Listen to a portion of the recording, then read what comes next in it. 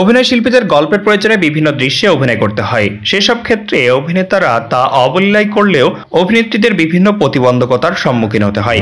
1989 সালের একটি ছবিতে অমিতাভ বচ্চনের সঙ্গে অভিনয় করার সময় অন্তবাস না পড়ায় পরিচালকের রোশনলে পড়তে হয়েছিল মাধুরী দীক্ষিতের। সম্প্রতি অমিতাভ মাধুরী অভিনীত বলিউড চলচ্চিত্র সনাতক ছবির শুটিং সেটে ঘটে যাওয়ার একটি ঘটনার কথা প্রকাশ করেছেন ওই ছবির পরিচালক টিনু। মাধুরীর একটি ঘনিষ্ঠ দৃশ্যে অন্তবাস পরে শুটিং করতে অস্বীকার করেন।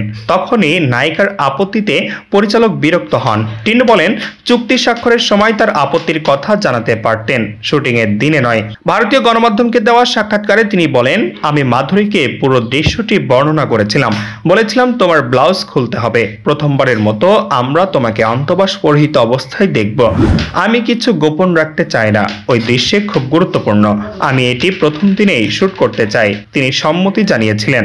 এখানেই শেষ নয়, টিনু যোগ করেন, আমি বলেছিলাম তুমি তোমার অন্তবাস ডিজাইন করতে পারো, যেটা তুমি চাও। মাধুরী সেই দৃশ্যটি করতে অস্বীকার করেন। অভিনেত্রীর আপত্তির কারণে নির্মাতা টিনু রেগে গিয়েছিলেন, সেজন্য শুটিং বন্ধ হয়ে যায়। সেট ছেড়ে চলে যেতে বলা হয়েছিল অভিনেত্রীকে।